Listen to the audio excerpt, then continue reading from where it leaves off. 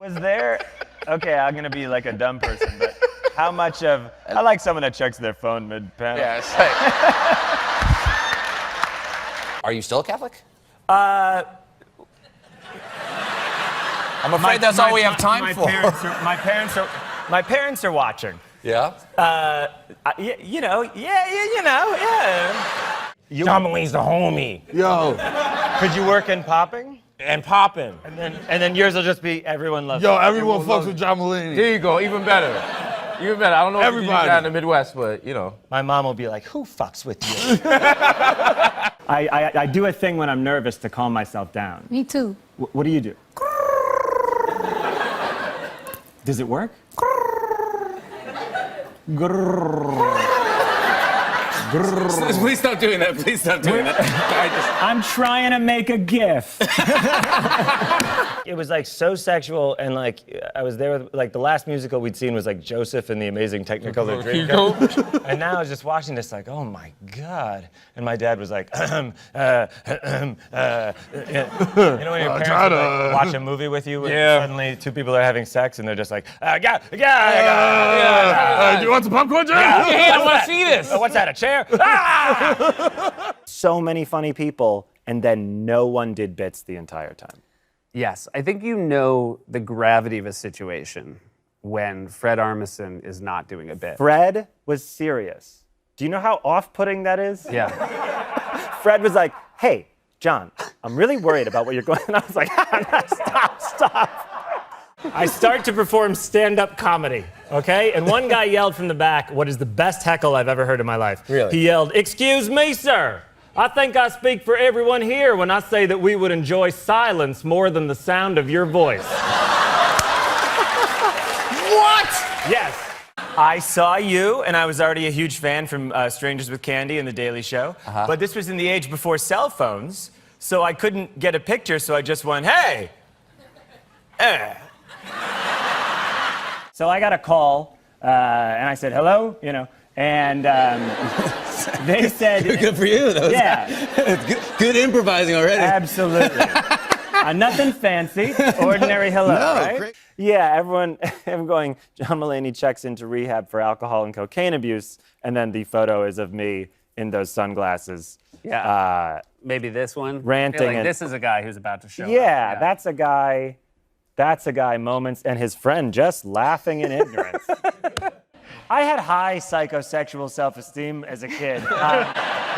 I don't remember when I learned the word, but I remember watching LA Law with my mother, and there was a female-female kiss, and she looked over to be like, how should I explain this? And I was like, they're lesbians, I know. That's a place. Murfreesboro. I think it was named by a dying Confederate general as he barely sat up in bed eating mashed potatoes. And his grandson was like, Pappy, you gotta name the town. And he was like, Murfreesboro. They're like, put it on the sign. Like, people go, you're thin, but I'm like, I know where the fat is. It's hidden in weird pockets. Where is your fat specifically? Well, my body's like the apartment of a drug dealer. Like, at first you're like, there's no cash here, but then you like tear open the couch and there's 900,000. This is from Charlie. Glad you were able to stall all that time to get to that joke. Hey, why don't you shut up? Why don't you shut up when all's said and done? It wasn't a joke. Why don't you shut up ever? I've never talked to such an idiot person in my life. Have you ever thought like idiot at the end of a sentence, but you don't say it? Like, it's right over there. Well, you can't marry everyone who's nice, because then you'd be married to too many people. That's what I say. That's exactly when true. I speak at schools.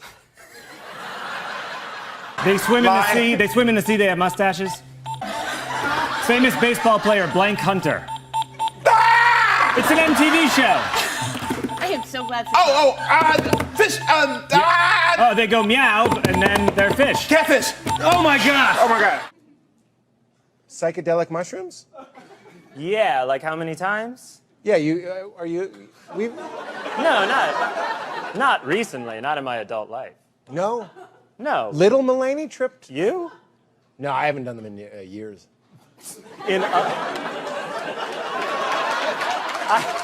I haven't done them in years. All right. I feel like you've done them. When I was about 11 years old, I went to a diner that had a jukebox where for $1 you got 3 plays. And my friend and I put in $7. And then we selected 21 plays of Tom Jones's What's New Pussycat. Hell, I think it's an encyclopedia. And you can just look up what everyone in your life thought about you. And if there is a heaven, it's a Wikipedia. And you can just change that. And he played What's New Pussycat 22 times for 45 minutes, blasting over the school intercom, and they had to cancel school. Is he expelled? No, he got suspended for 3 days and he couldn't go to prom. Countless nights, starless skies, but we're chasing the day. City lights don't feel right, but we're on our way. Say goodbye to darker times, cause we're running away. Dry your eyes, feel the high, cause we're on our way. I was driving to the Clippers game with my friend. I won't say his name, it's Nick Kroll. So we're driving. And I had once smoked pot with him and then walked through the Comedy Store, and I had this really nice night. I never smoked pot, so I am very sensitive to when I do, right? Yep. So he was like, do you want a hit of this? I was like, yes, because I had such a nice night at the Comedy Store. I smoke it, and I hand it back to him, and he goes, oh, this is not the same stuff from the Comedy Store. So I was like, oh, no. And then I was like, where are our seats? He's like, I didn't tell you, they're courtside. So I was super high, sitting courtside. The guy that plays Jamie Lannister was like 2 seats away. Nick and I bought the biggest thing of popcorn we could buy. I ate all of it in the first quarter. And then the cheerleaders, who were fantastic, like they go to different sides of the court, they're dancing right in front of me. So I'm so high and paranoid, and I'm trying to think, like, how do I, like, because I want to look appreciative, but not leering. So there was this whole torment in my mind of like, and by the end I think I was going. You are a sharp dresser. I didn't know you went this casual because I feel like I'm your like business manager. No. We should talk about an estate plan. I know. No matter who the mayor of New York is, we hate him. And then by the time he goes, we're like, that's the mayor. We love him, you know? No. Like Bloomberg, we hated. He'd come out and like cover the city in beige carpeting and then be like, shoes off. And we'd be like, ah. And then by the time he left, we were like, hey, it's Mayor Bloomberg. And now we hate him again. It's like, it's a cycle. You actually glossed over one of my favorite parts is because I sometimes go to those beaches, you know, you just go to the tent. Yes. And you thought it would be fun to propose on the beach. Yeah, we had been at a beach. So we're from New York. You know, I don't know the layout that well in LA. I know that Malibu is nice from the 80s. So I thought, what's nicer than something that was nice a long time ago? So I drove with my fiance Anna, or my girlfriend at that moment, and I went to this beach off the PCH next to this restaurant called Gladstone's. Now, in fairness to me, we had been at that beach a couple weeks ago and the sun was setting and it was beautiful, you know? And I thought if I had a ring, I'd propose right now. On the day that I took her, the beach was, I don't know how to phrase this, crawling with homeless people. Literally, like one person, like in the beginning of Monty Python Holy Grail, was just digging in sand, angrily trying to dig to China. And we started walking. And, you know, and part of me was like, is this funny if I propose here? We're walking, there's a guy, and we get to a point where I'm like, I think in the next 10 yards we might have some clear space. We might have a window. A window, yeah. Between maniacs. And then a shirtless man walks to the edge of the ocean and goes, rah! And Anna said, there are a lot of other beaches in Malibu. And I said, that's right. And so we got back in the car and we drove way further down to another small beach. Yeah. Yes. Oh my God. So she was wise. She was very... Yo, let's talk about a real issue at hand. Trash piling up, it's time to take a stand. From plastic bottles to styrofoam cups, our planet's drowning, it's time to wake up. Garbage trucks roll, streets lined with waste, but where does it go? It's not a race to the landfill, a mountain of despair. But we can change course, show that we care. Trash talk, it's more than just words. It's about actions, the change we deserve. Reduce, reuse, recycle. That's the plan for a cleaner, greener earth. Let's take a stand. Trash talk, it's more than just words. It's about actions, the change we deserve. Reduce, reuse, recycle. That's the plan for a cleaner, greener earth. Let's take a stand. Single-use plastics, they gotta go. From straws to bags, it's time to say no. Bring your own cup, your own tote bag. Small steps add up, let's not lag. Sorting all waste is not that tough. Recycling centers, that's where it's rough. Separate paper, glass and cans. Give them a new life, that's the plan.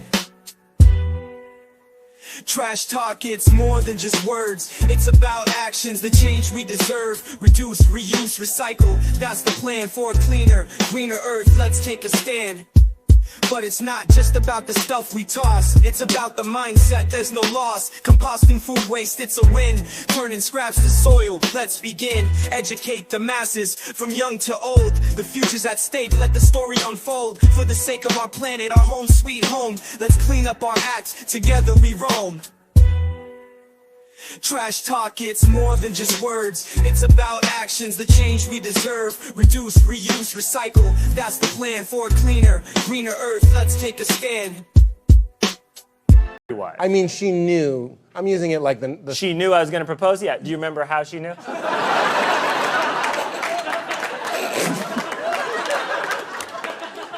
No, she knew what was up because I was like, you know, we got look, it was a disaster. I got on, we started driving and I said, we're not going to the airport. You know, I thought we'd spend one more day in LA. And like, I have never done any kind of surprise before. So right away, it was just dead silence in the car. And she was like, okay. And then it takes a while to get from Los Feliz to Malibu, apparently. So we sat in silence in the car. Luckily, my manager kept calling to say my pilot hadn't been picked up.